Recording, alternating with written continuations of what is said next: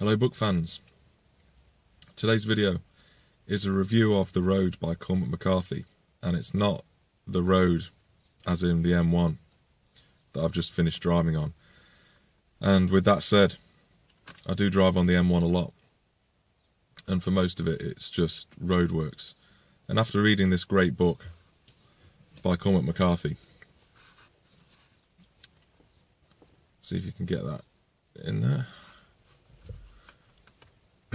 I think I'd rather traverse the post-apocalyptic wastes than the perils of the British transport system. But with that said, this was my first foray into Cormac McCarthy's work, and I'm a massive fan of the post-apocalyptic genre in general. I love Fallout, I Am Legend, Wasteland type stuff, Borderlands, the Terminator series, Rage, all that sort of stuff. And on the recommendation of a friend, I decided to, well, it was a gift from a friend really, The Road. I'd already seen the film that came out in 2009, and I highly rated it. But the book just blew it out of the water in my opinion. It's a lot more gritty, gripping, engrossing. It's harrowing at times, very difficult to read. In fact, there's a person at work that he knows of someone that can't actually watch it or read the book purely because of the fact that his relationship with his son, it's too emotional for him. So that was quite revealing about the book's subject matter and tone.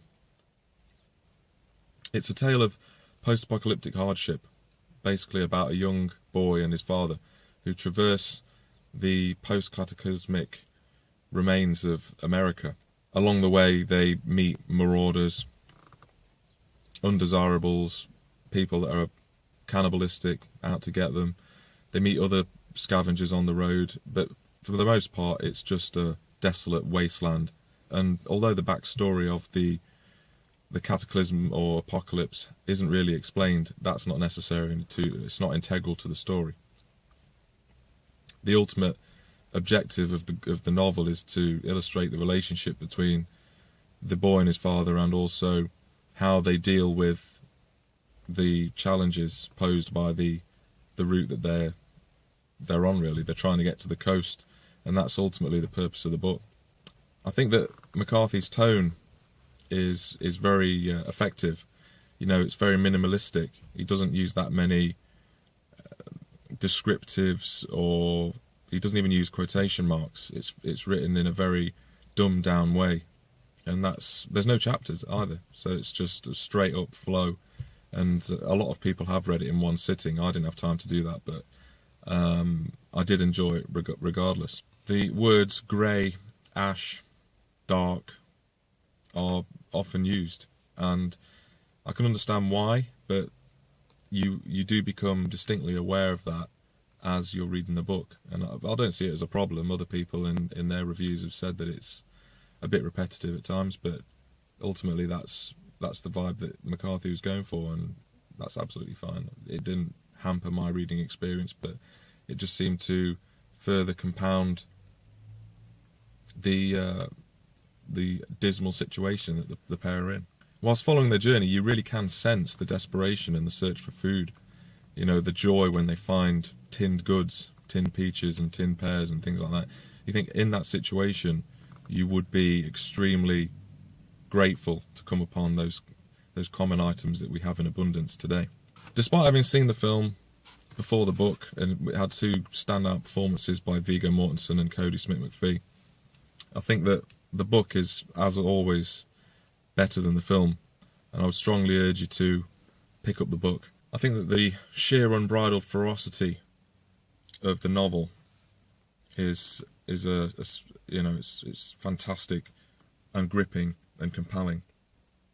I read the majority of the book in 2 days, but spread out, and the rest of it was spread out across a month or two. And I didn't read it as quickly as I would have liked because I've had a lot on, but I was glued to the story when I was reading it. It was, I couldn't wait to find out what happened to the characters. And in conclusion, I have to say that The Road is one of my favourite works in the genre. and that anyone with even the slightest interest in these books should pick it up and give it a read. I'm certainly going to check out more of Cormac McCarthy's catalogue. You know, I'm a big fan of No Country for Old Men, the film. I always seem to watch the films first for some reason, which is stupid. and I'm thinking of, I've already got the Blood Meridian to read, so if anyone's read Blood Meridian, that would be great if you could put some thoughts down in the comments below. And yes, so the next book, it's probably going to be Stranger in a Strange Land, I'm thinking. It's more sci-fi yet again, but I'm enjoying that. I'm going to try and get into some of my historical fact books and political stuff as well. Get into another JFK book. I'm big on my JFK at the moment. So as always, thanks for the views, likes, comments, and I'll see you in the next video. Thanks for watching.